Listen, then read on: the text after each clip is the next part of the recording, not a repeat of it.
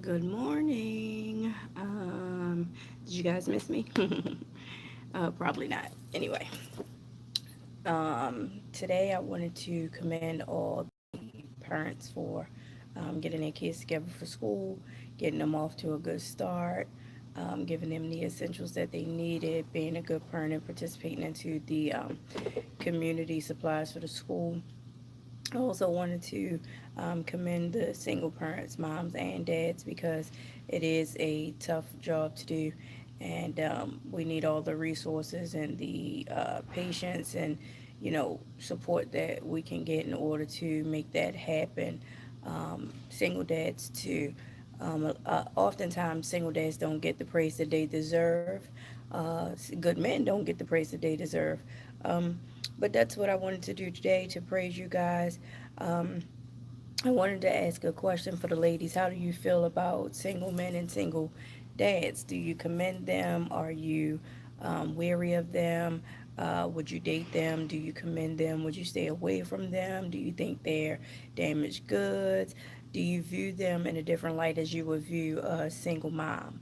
Um, I commend them. I'm sorry, I do. I love a single dad as a parent. I love a strong black man, period. I love a strong man, but I definitely love a strong black man. Being a single mom is challenging within itself, but being a single dad is a little bit more challenging in some ways. Ladies, let's stop and think for a minute. Can you imagine a man, taking care of his little girl, doing her hair in the mornings, her two ponytails, and, the two braids or whatever the case may be, and trying to get her to wear little dresses and so on and so forth? Um, but I take my hat off to you guys that do it. I mean, I commend you, I praise you, and I just wanted to give a few words of encouragement and hope that you continue doing what you're doing. If you find love one day, then that's amazing too. Maybe she can, be a great mom to your kid. But yeah, I commend you guys for doing that. There's not enough strong black men out here that are single parents or that are strong black respectable men, period. And we need more of you guys to step up to the plate, come out of the shadows and be in the forefront to take us to where we need to be.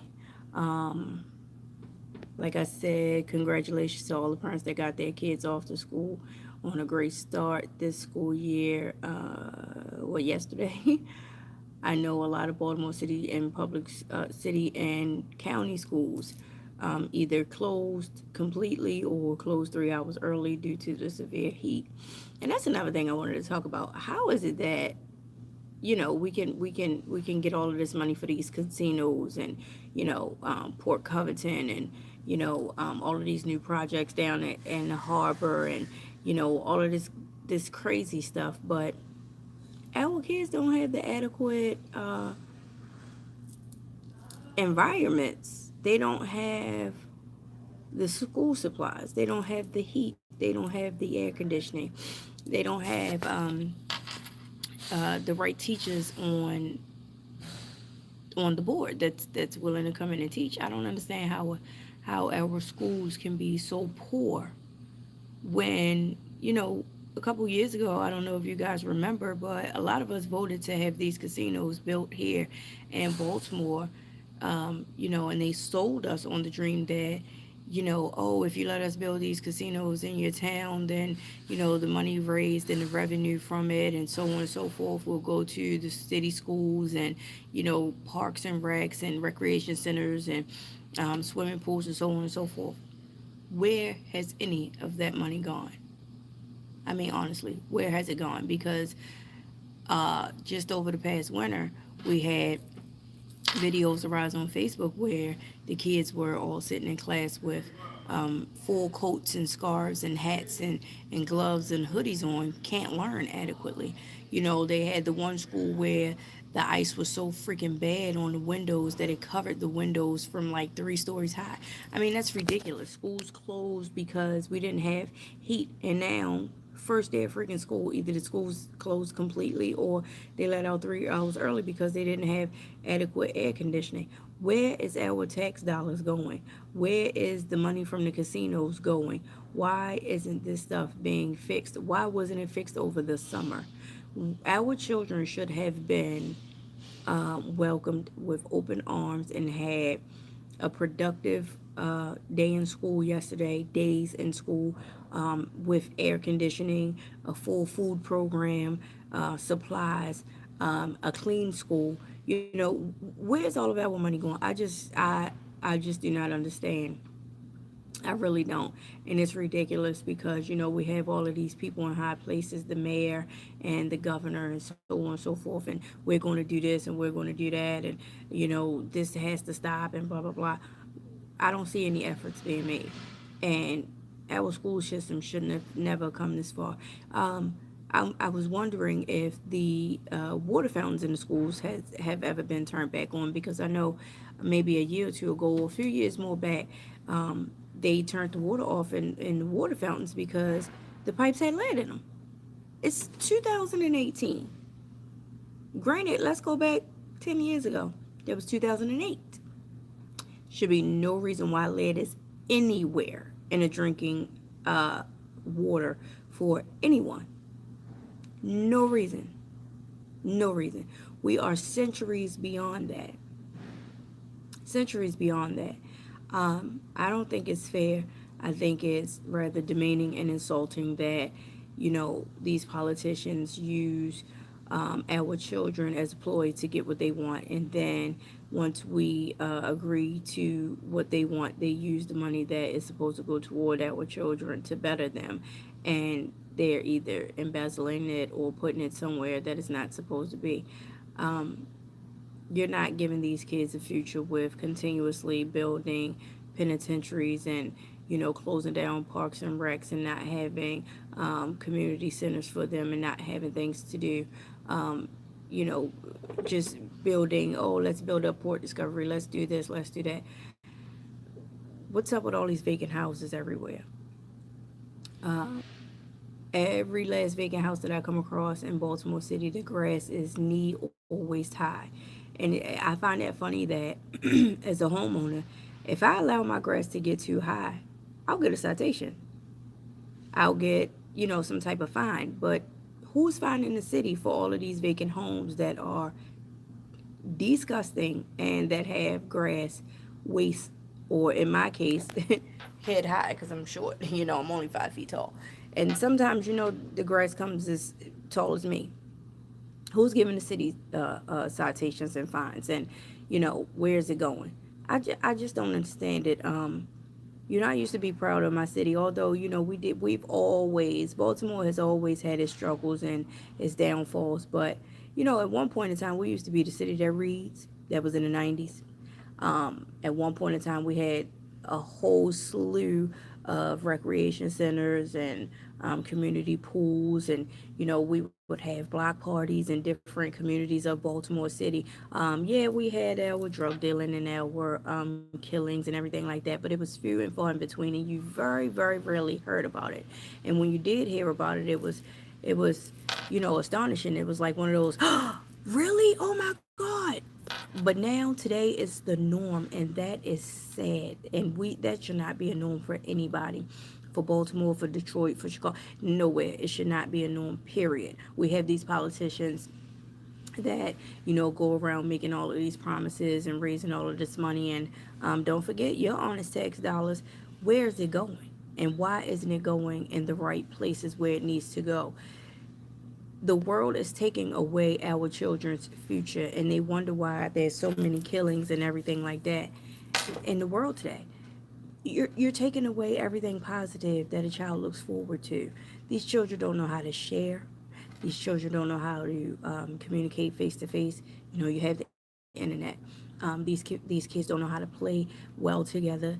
Like I said, they don't know how to share. They can't adapt to this environment. And you know, people are always afraid of what they don't understand. And so we are growing our children into a world that they don't understand, that we can't adequately teach them on. and their natural reaction is to be selfish. You know, this is mine, or I want that, or you shouldn't have that over me, and so on and so forth. Society is changing because of the internet, because of TV, because of these reality shows and so on and so forth, and it's not providing a positive image for our children. We have to teach our children better. We have to teach our children how to share, how to respond in society, how to hold face-to-face conversations with other people, how to get out there and socialize and not be afraid of that. Socializing today is Facebook and Twitter and IG and all of that other stuff. That's not socializing. Communication is a lost art these days. No one actually sits down and talk to somebody and have a face-to-face conversation anymore. Everything is always, like I said, via internet or text or email or whatever the case may be. Socializing is dead. They used to say chivalry is dead. Nope, I still believe in chivalry, but socializing is definitely dead these days, and this is the reason why our children are running amok and they are heartless and they don't value life. Like I said, it's because everything has been taken away from them. All they see is poverty all around them, abandoned houses, boarded up houses, drug dealing everywhere, trash all over the place. I can't understand how politicians would allow inner city neighborhoods to look the way they do, but then they want to promote Baltimore on television, but the good parts of Baltimore, like the harbor and Port Discovery, and oh, we want to do this and we want to do that, and we're going to do this for the children, and so on and so forth. It's ridiculous to use our children as a ploy to get what you want. Shame on you. Really, shame on you. Today is the second day of school, and my child will be out another half a day um, because there's no air conditioning. There's air conditioning in the front office, there's air conditioning in the portables, but what about the rest of the building? I mean, it makes no sense that, a community of parents and adults would have to get together and, buy individual air conditioning units to put in classrooms to keep their children cool, and vice versa for the heat. That's ridiculous. That's not our responsibility, especially when we pay city and state taxes. Where's the money going? Where's the money going? This city is horrible. It's horrible. There's nothing to be proud of. Yeah, you building Brazzuto homes. You building all of this new stuff. Why? Why? Rebuild what you tore down. Open up these community centers. Open up these recreation centers. Open up all the parks and recs and everything that you've closed down and tore down. Open that. Give our children a positive future, something to look forward to. You can't do that. You can't do that because money is the love of money, and that's what drives these politicians. And it's absolutely ridiculous that our children's futures are being snatched away from them to put a dollar in your pocket. It's not fair. It's not fair. It's disheartening. It's sad, and it's sickening. We it's almost as if oppression is coming back. Um, black families were always kept down, and I don't know if you guys remember or have even heard of the Black Wall Street, and so on and so forth. Every time black people get ahead of the race, there's a roadblock or a hole that sinks us again. We can't continue to allow this to happen. If the city and the state doesn't want to take care of our children, we have to. We definitely have to. And children have to stop having children. Point blank and simple. Children have to stop having children. I'm not looking down on anybody. I'm not shaming anybody. I'm not talking about anybody. Um, my child, I call a miracle baby because I was told that I couldn't have children due to some health issues. Needless to say, I had my first and only child when I was 29 years old. Um, but children have to stop having children. You, as a child, you're not mature enough to properly nurture and raise a child.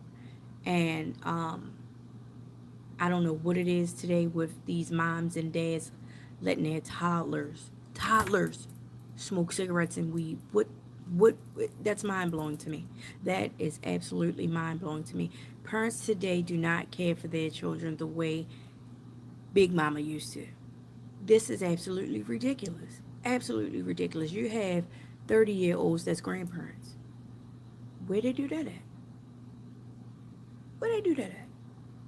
You should be 30 having a child, not being somebody's grandmother or grandfather.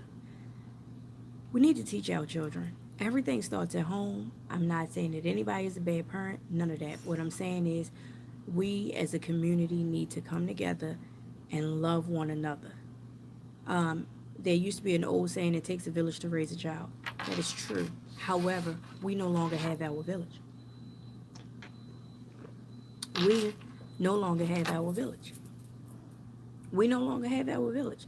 All of the elderly, wise people are either gone home to glory or are being disrespected, abused, murdered, raped by our offspring. How did that happen? What happened to the triple OGs? What happened to the triple OGs?